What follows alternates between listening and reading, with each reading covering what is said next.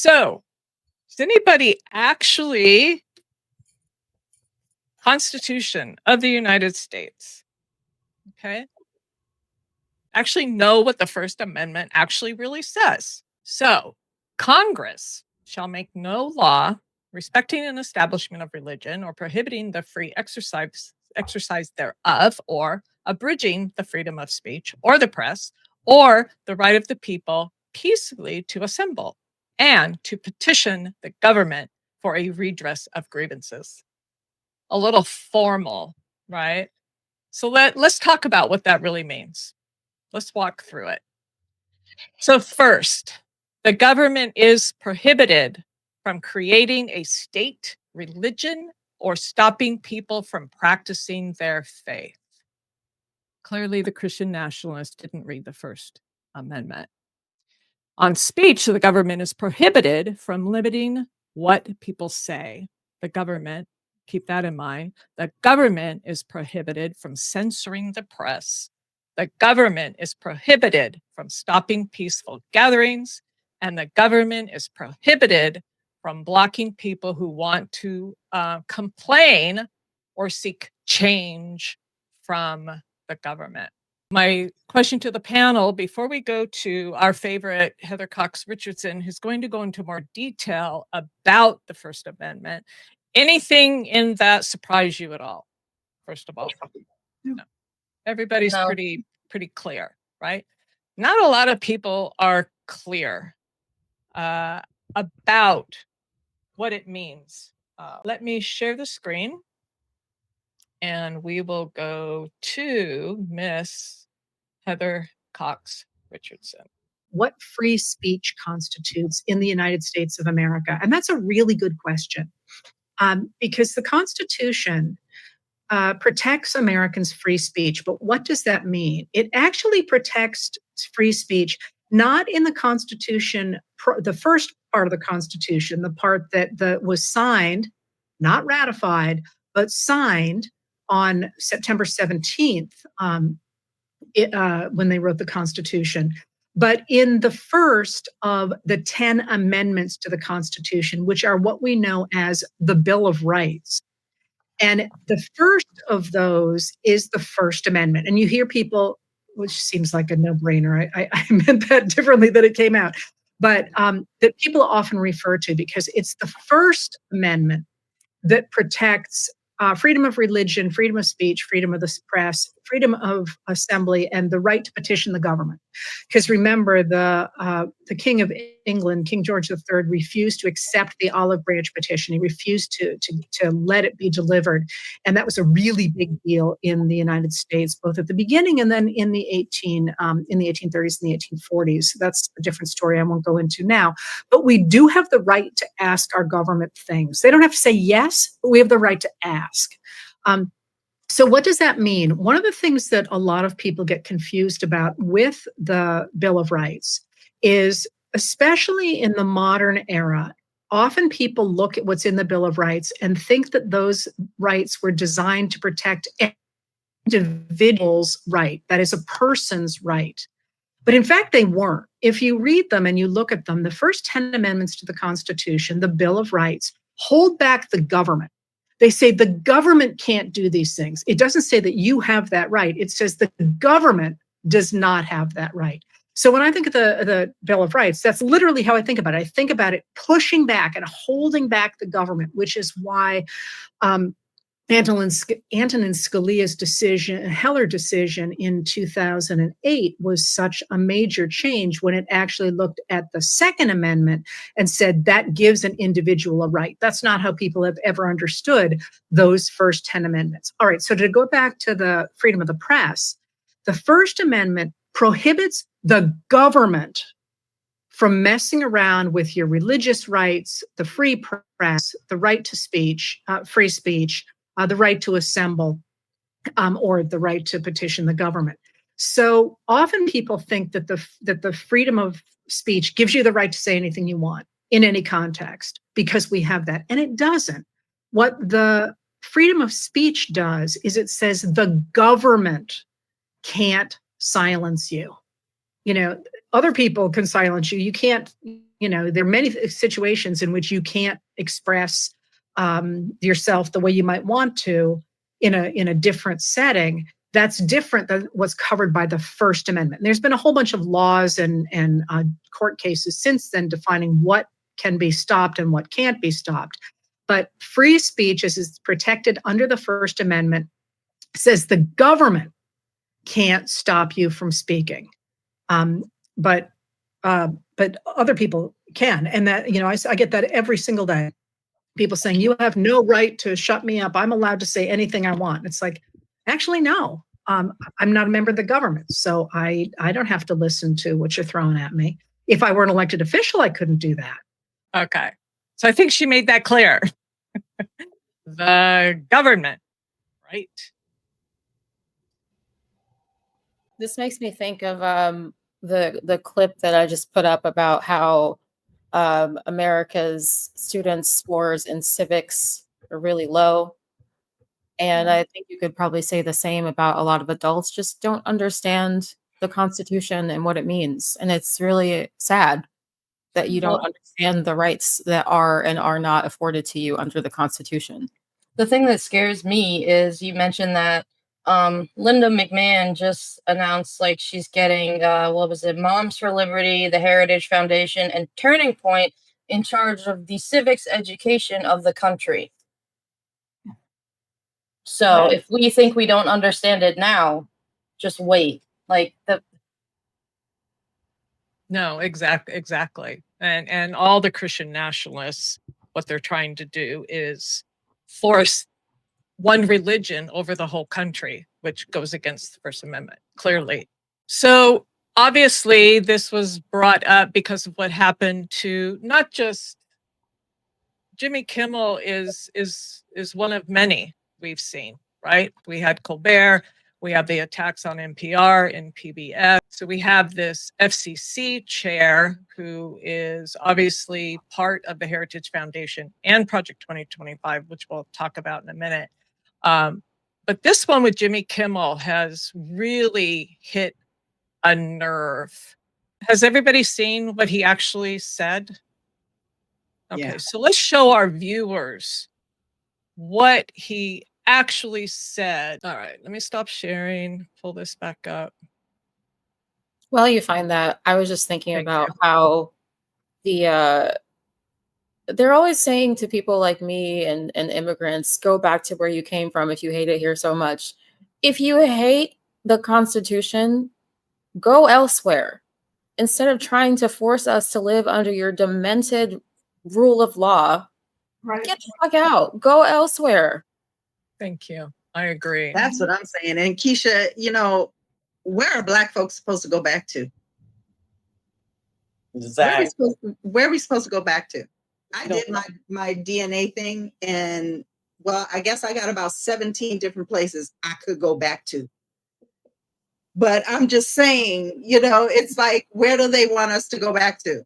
I agree. I mean, that counts for a lot of people, right? Yeah, I agree too. Lots of different places. Yeah. Yeah. Where are the Native Americans supposed to go back to? Yeah. The Native Americans need to kick us all out. Right?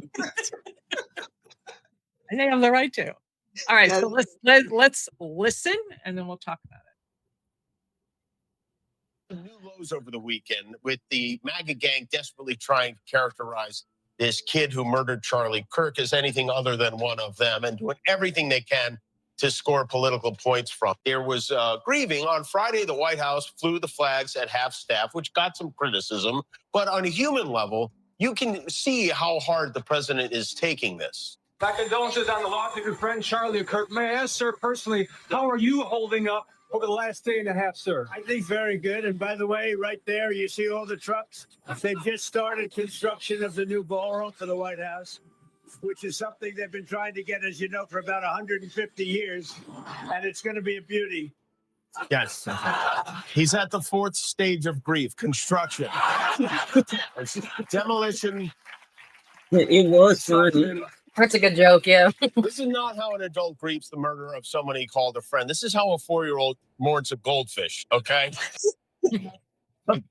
And It was funny. I'm not It's kidding. funny. It's true. Yeah, that's all. Yeah. He know Donald Trump a dumbass. I've seen a couple different responses too, where it's like, "Wow, he must really see him as a son because he just doesn't care." Okay. Oh, that would have been That's a good. good That one. was a good one. That was a good one. Mhm. Better So watch let's out. You're gonna get put off this show. But he was so right about the 4-year-old thing, right? Oh, I yeah. remember when my daughter was in kindergarten and literally her goldfish died. She insisted upon us having a service and everything for the goldfish. And then she was like, okay, Mom, can I go next door and play with Shabbat? Yeah, baby, you go right ahead. Mm. Oh my God. But the thing you have to realize too is like nothing he said in any of that was anything. No. That's Like- right, Jazzy. Donald Trump didn't even answer the question. He went straight to the ballroom. Well, and here's the thing, and they're gaslighting the public. They're saying that he lied. At the time that he did the monologue, we knew nothing. Mhm. So he I think it was actually told the Monday. truth. He said they've been going nonstop trying to convince us it's not one of theirs.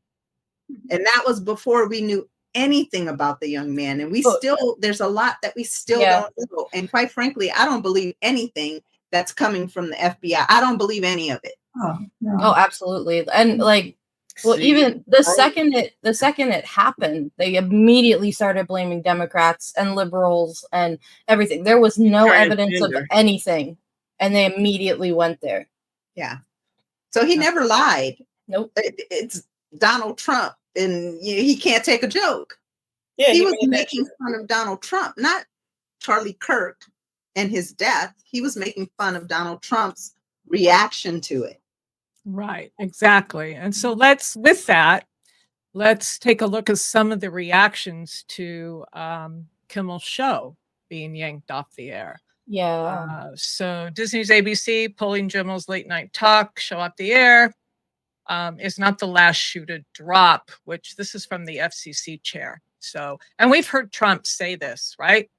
He After flat out, Colbert. yeah, he said Kimmel is next.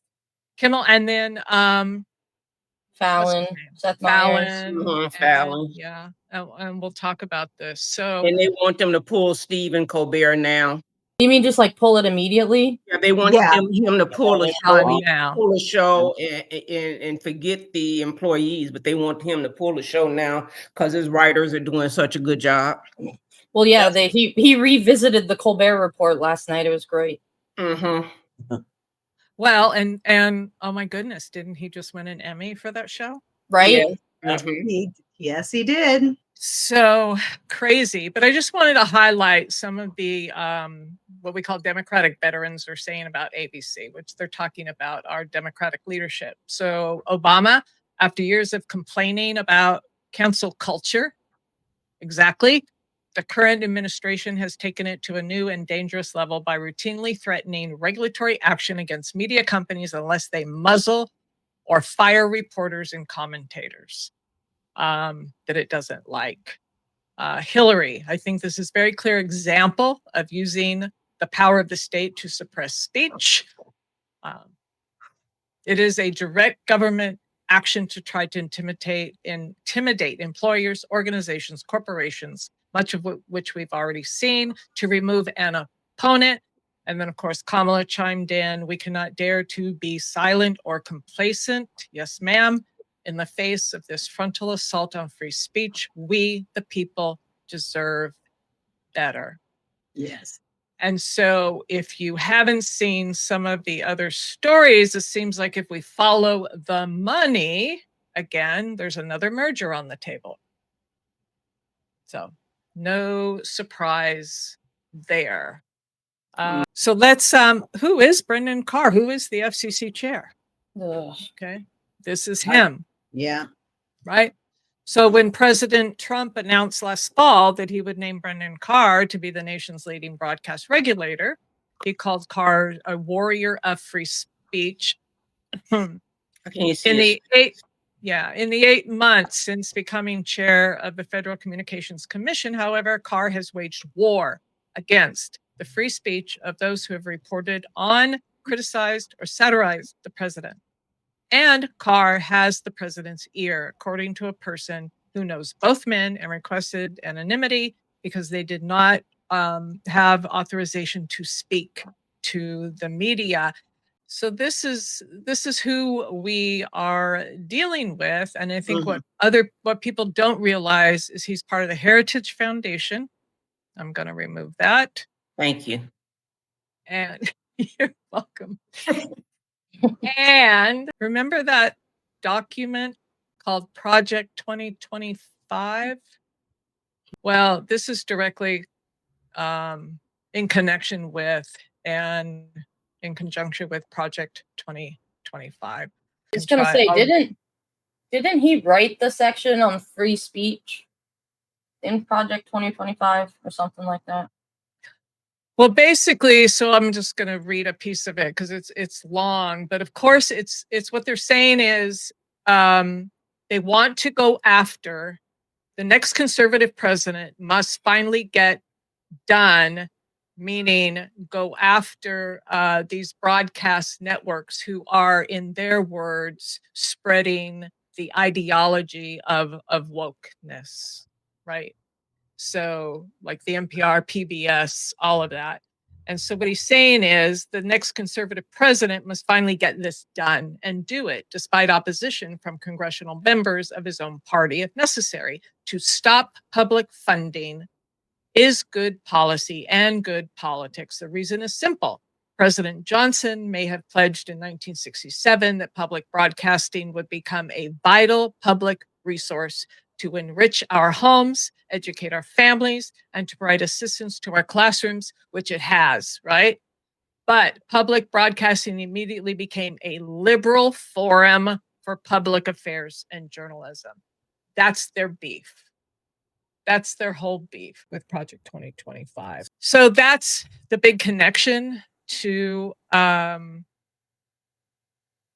2025. I found this, which I thought was interesting. When the Smothers Brothers sent an apology to President Johnson for their satire, right? Their jokes. They were a great comedic brother. They were brothers.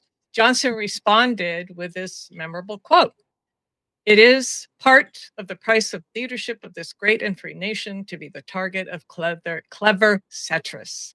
You have given the gift of laughter to our people. May we never grow so somber or self-important that we fail to appreciate the humor in our lives. And when I saw that, you know, it's hard because I have to fact check everything these days. I don't trust what's out there, but I did fact check it, and it is on Snopes. He did actually say that. Now, was he mad initially? Yeah. I mean, they all are. None of the presidents want to be made fun of or laughed at or ridiculed. Nobody does. Does anybody here? I don't want that. Nobody wants to be humiliated. But I think, well, it's not a private. It's not a private club, you know, because you work for the people. And so and every year they have the roast for the president, and he's not even man enough to even go through the roast. And that's, it's just the humor, the satirists, they just, making fun, and it was funny. Yeah, just like Jim calls him a titty baby. That's what he is. You have to have a sense of humor and laugh, right? That's true. I mean, that's what gets us through the day is us laugh. Yeah, so Donald Trump has never laughed, I think, a day of an. He'd probably break. Have you ever seen him? I know who laughed when she got in the bed when she laughed. Oh, I just wanted to see if you could dish it out. You better be able to teach it. Oh my God! Yeah, you've been on one lately. I've been listening to his name too long today. Okay, I'm going to show this last thing, and then I'm going to let Katie talk about Kimmel. But I found this, and it's like, yeah, Have we ever? There is a reason there are no North Korean comedians. Yeah. Right? Think about it. Think about it. MAGA, think about it. So this thing, yeah, we're heading down a very, very dangerous path here.